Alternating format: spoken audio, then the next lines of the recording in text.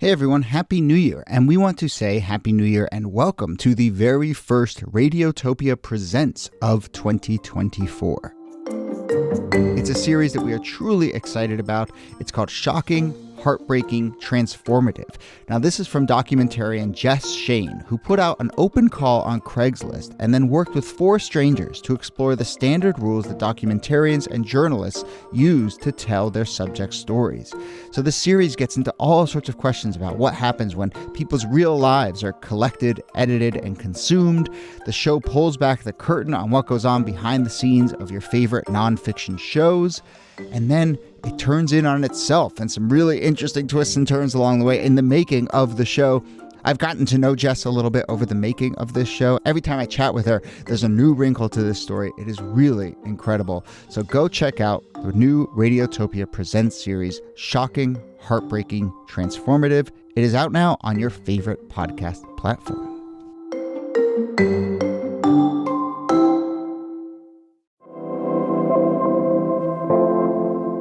Hello and welcome to This Day in Esoteric Political History from Radiotopia. My name is Jody Avergan.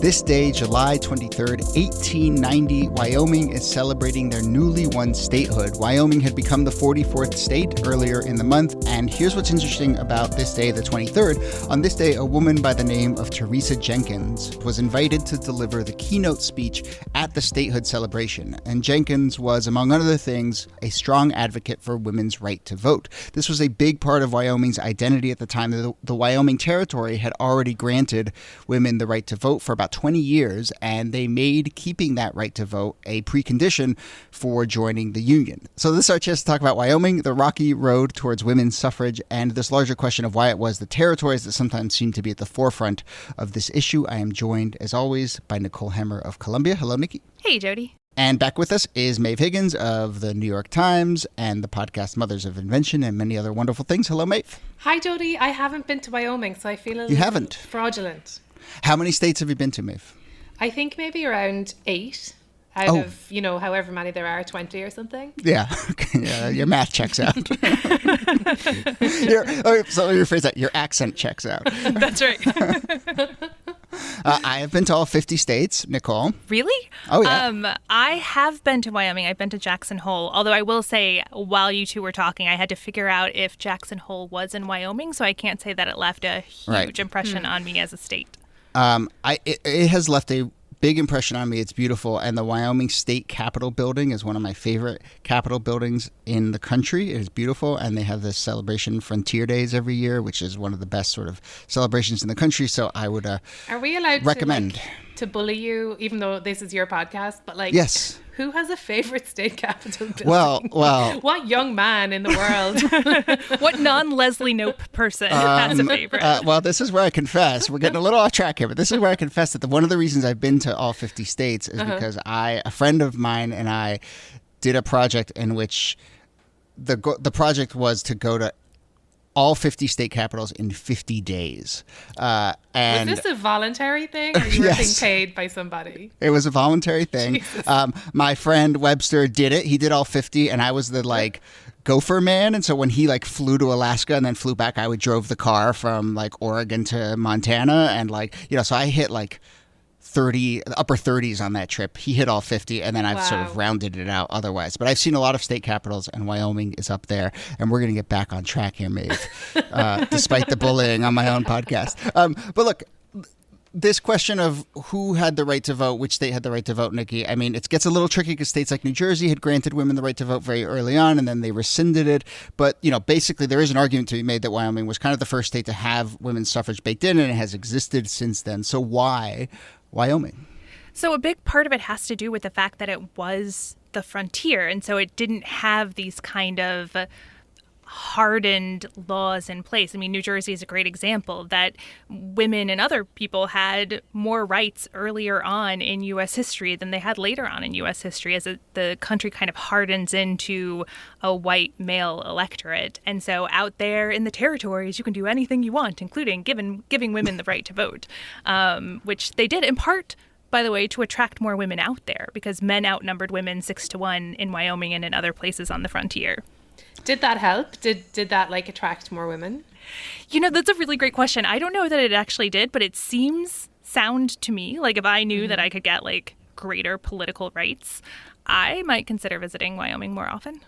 Yeah, and actually there's other elements here too. I mean, there was even like sort of an equal pay law on the books, and women were allowed to married women were allowed to have property separate from their husbands. But I think, Niki, to your larger point, like as is often the case with civil rights, the like practical explanation is usually more on target than the like high-minded, we care about actual core fundamental rights explanation.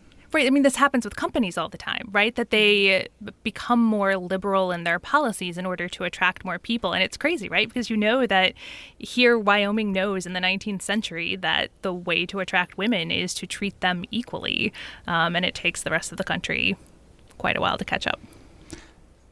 I mean, does that just mean that those, like, to put it crudely, like those incentive structures didn't exist back east in the non-territories? Yeah, I mean, there was no reason that those states had to give their women citizens those rights. So they didn't until they were forced to much later on.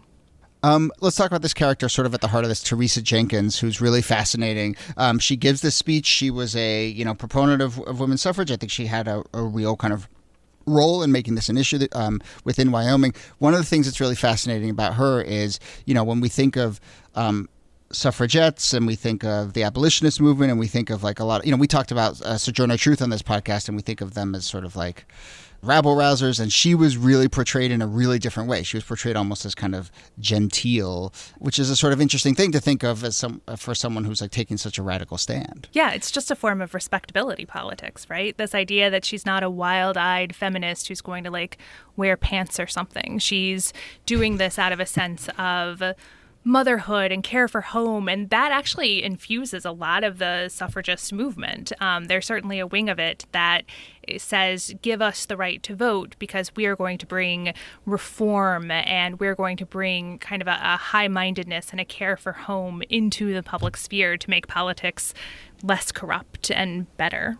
Was that a tactic, or did they genuinely feel that way?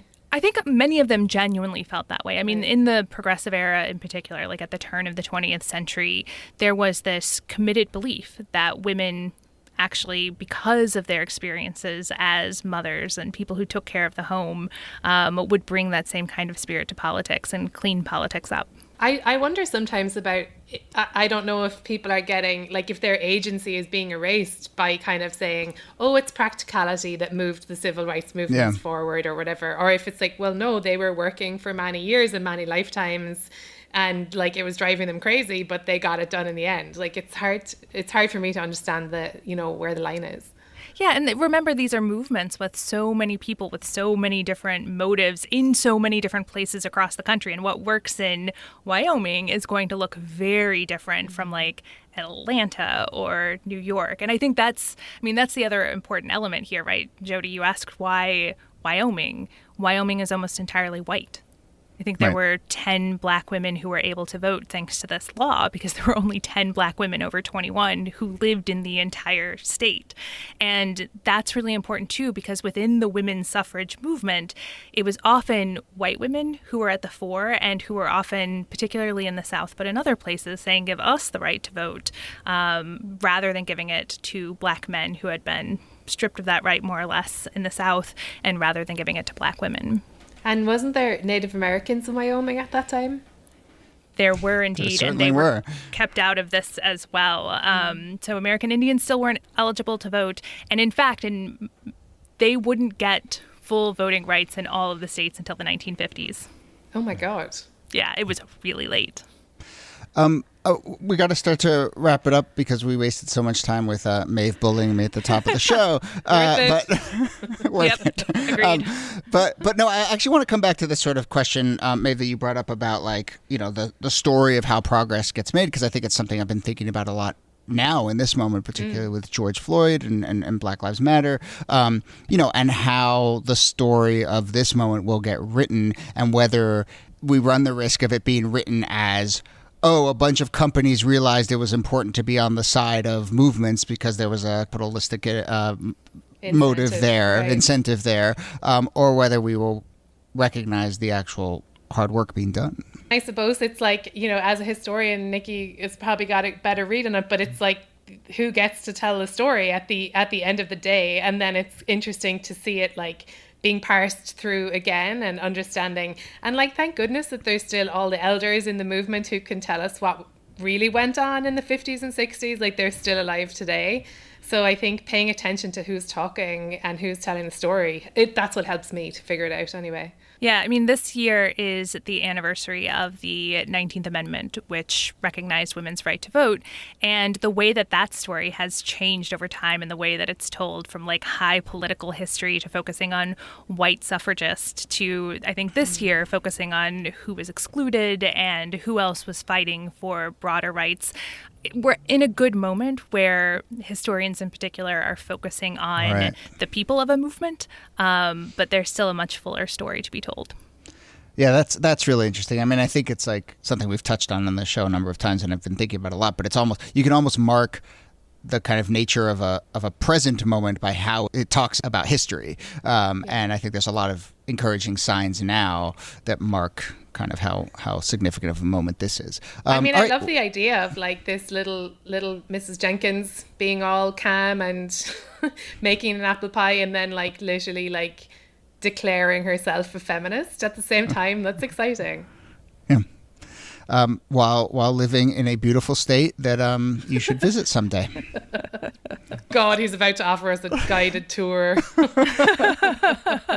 No thanks, Jody. I like shopping malls. Good luck. All right, we're going to leave it there. Oh, no, shoot. I wanted to do one other thing. I do want to sneak in one also on this day. And mostly, Niki, I think this is a reminder for us to do this at some point in the future, because this is the anniversary in 2009 of the beer summit, which was, what do you want to give? Yeah. Oh, Maeve, you don't know what the beer summit was? No. We have lots of things to say. We will do a proper episode, but Niki, give the sketch real quick. The quick sketch is that a prominent African-American historian was arrested for breaking into his own home by a white police officer. Oh. The president of the United States, Barack Obama, said that the police behaved stupidly and people got so mad at him that he had to invite everyone over for beers at the White House. And to my mind, and I think Niki too, this is one of the kind of overlooked critical moments in recent history, and certainly in the course of Barack Obama's presidency. So yeah, we will find a hook and do an episode about the beer summit at some point. Awesome. All right, Nicole Hammer, thank you as always. Thanks, Jody. And Maeve Higgins, thanks to you. And despite your rabble-rousing, we will invite you back for one more episode after this. But thanks for doing this. Sorry to make you cry. That's the end of this episode. This Day in Esoteric Political History is a proud member of the Radiotopia Network. You can find us online at This Day Pod. Please remember to leave us a rating and a review in the Apple Store or wherever you listen to your podcast. Those really do help others find out about the show when you give us nice ratings and reviews. Our researcher and producer is Jacob Feldman. Coming up on Sunday, as I said, Maeve will be back and we'll be talking about a very fraught and controversial and potentially conspiratorial scandal, the Chappaquiddick accident. That'll be this Sunday. My name is Jody Avergan. Thanks again for listening, and we'll see you soon.